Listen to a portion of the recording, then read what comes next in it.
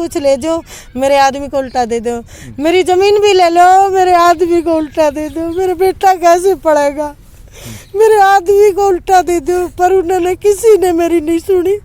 मेरे साथ दिन में ऐसे व्यवहार करते जैसे कि बढ़िया है सब कुछ, और रात को 10-11 होने के बाद में मेरे घर में आते, वो ऐसे ऐसे काम करते, इतना नंगा नाच करते हमारे घर पर। कहते मेरा देवर 2-3 है और ये धर्मजीत है, ये हमें क्या छोड़ दे रहा, मैं तो मर लिया, मेरा बेटा छोटा है और बावली है वह, उसने भेरा को नहीं बोला तेरा बेटा ना भी मार देंगे।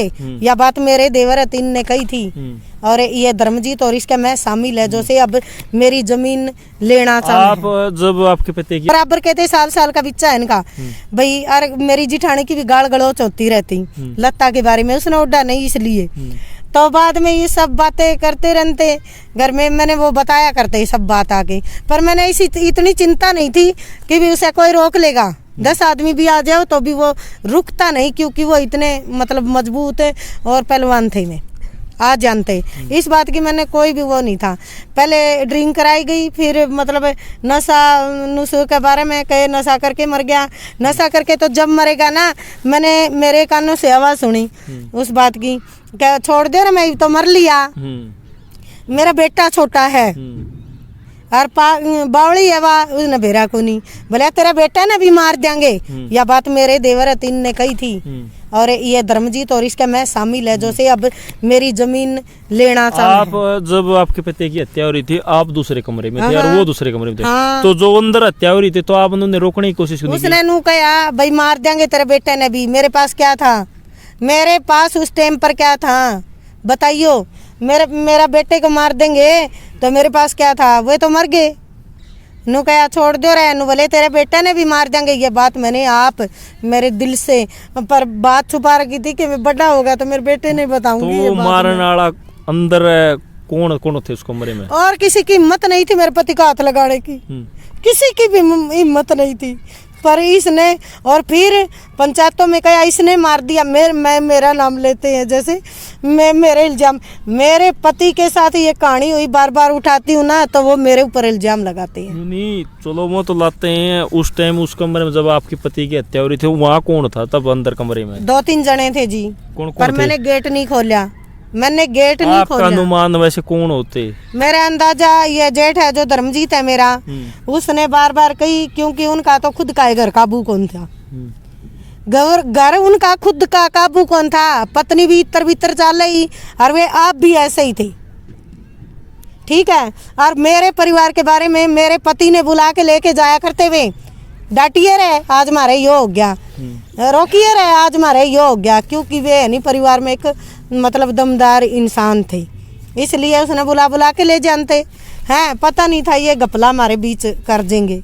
आज ये हमारी जमीन लेने पे उतर रहा है धर्मजीत है जो सा, और इन्हों का है कि भाई ये सब मेरा नाम दे दिया। एक पर नोट कागज भेजा था उसने, भाई ये जमीन तो हमारी है, तेरा कुछ भी कोनी हो रहा है।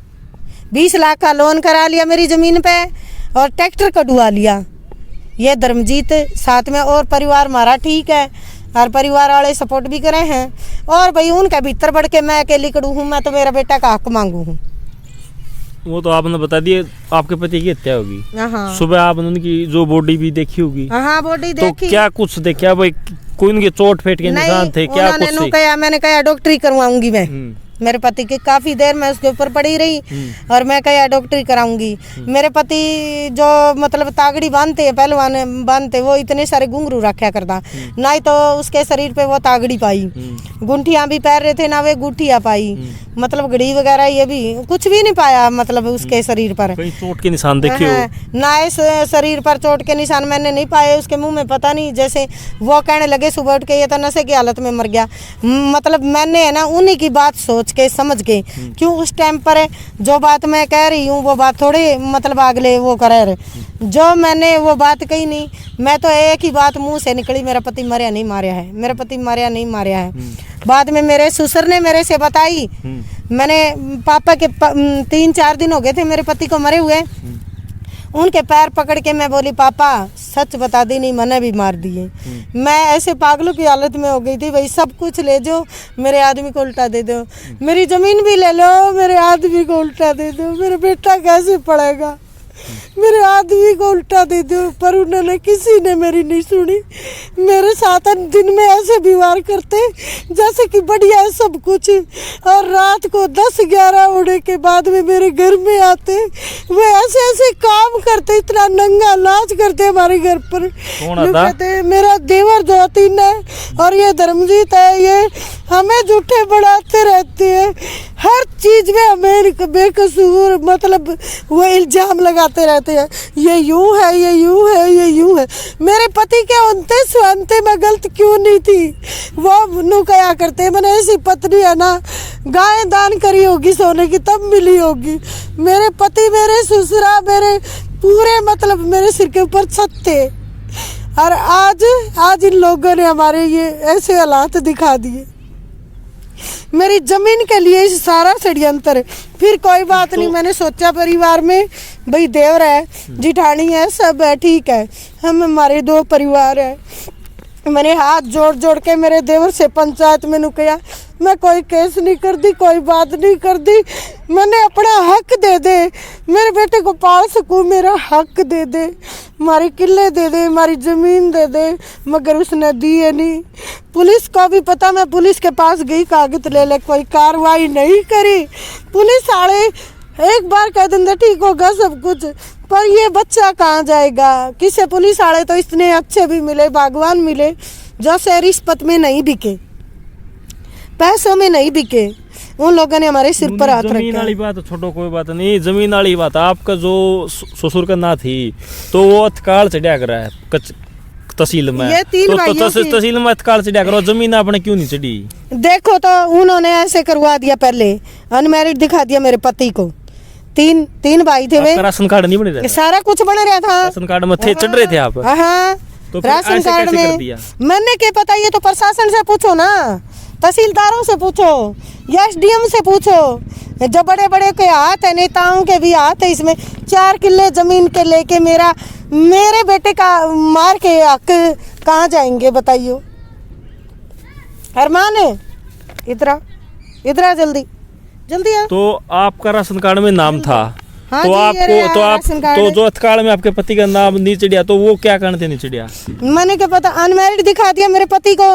तो आप नहीं गई वहाँ कोर्ट में, आपने उनका, मैं उनकी बीवी हूँ, इंतकाल चढ़ा, ना ही तो हमें पता लग गया इंतकाल उड़ा रे, ना ही तो हमें पता लगा इंतकाल कब चढ़े हो, ना ही हमें पता लगा जमीन कब नाम करवाई इसने। मेरे तो इन्होंने मेरे को तो उलझाए रखा प्रोपगंडे में, इसने ब्याह करा लिया, इसने नू करा लिया, इसने नू करा लिया, इसने मेरा बेटा पेड़ का कौन लट गया, इसने ब्याह कौन करा रखा। बात सुनो जी, ये कोई छोटी बात को नहीं। देख, आपके ससुर के 12 किले जमीन थी, हाँ जी, तो 4 किले आपके आते हैं ना, तो आपकी मैरिड होगी, आपका राशन कार्ड में नाम था, तो आपका नाम कैसे कटा? मैंने क्या पता भी जी, आप वहाँ नहीं रहे, वहाँ कितने दिन रहे आप? मैं कहने लगी 11-12 बजे हमारे घर आया करते ही रात को, मैंने तो वहाँ 13वीं तक को नहीं रहने दिया इन लोगों ने। बाहर का लोग हमारी क्या सोचना है, ये मतलब इस परिवार से डरते हैं बहुत सारे लोग, मेरे परिवार से डरते हैं बहुत सारे लोग, और मैं 36 बिरादरी के साथ बर्त्या करती, जाया करती, आया करती, और मेरे पति बर्त्या कर दे। मैंने कभी ऐसा लगा ही नहीं, मैंने कभी भी ऐसा नहीं लगा कि भाई मैं किसी मतलब उस तरह की जगह है।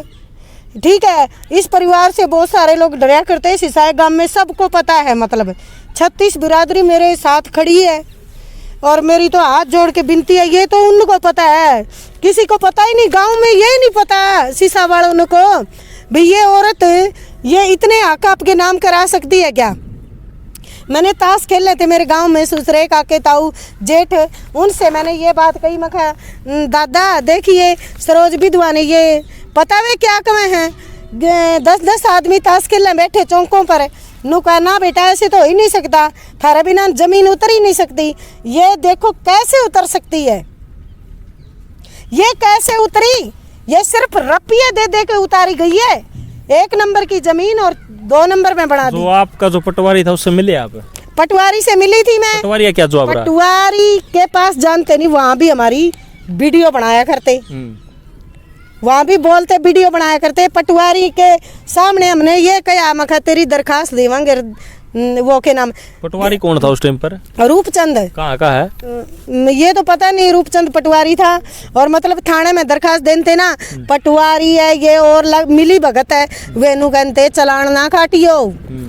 और ये मेरा देवर है ना जो अतीन है, सरोज विधवा है, करमजीत है और धर्मजीत और है, रुपये लेके पॉकेट में और रुपये पहुंच जाया कर दे, लाख लाख रुपये थानेदारा ने पुलिस वाला ने दे दे। मारी कदे सच्चाई में न्याय को नहीं है। इनका क्या जोर आया था प्रशासन वाले गए, इनका चलान क्यों नहीं काटा?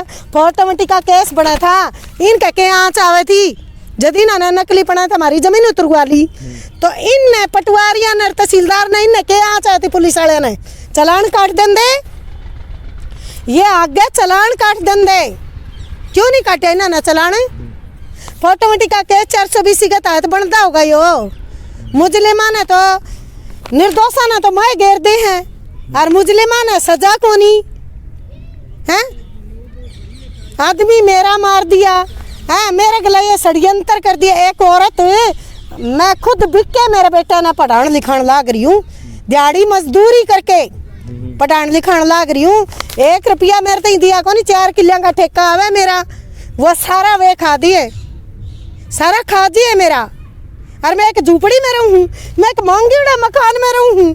आज मेरे हालात इन बना रखे। मैं किसान की बहू हूँ, किसान के बेटे की बहू हूँ। आज इन हालात बना रखे हमारे। मैं आपने थोड़ा मामला समझाना चाहूँ मैं, लेकिन तो ये थोड़े ही इमोशनल हो रहे, इनको थोड़ा हाँ बताना, काफ़ी सारी बातें हुई इनको बताने लग रही हैं, थोड़ी आपको समझ नहीं आएगी, मैं बताऊँगा। तो मतलब क्या, इनकी सिसा गाँव में शादी होती है, तो वहाँ पर होते हैं इनके जो एक देवर, एक जेठ है और एक इनके जो हस्बैंड है, और एक ससुर होते, एक सास होती है। जो ससुर भी गुजर गए हैं, इनके सास भी गुजर गई है।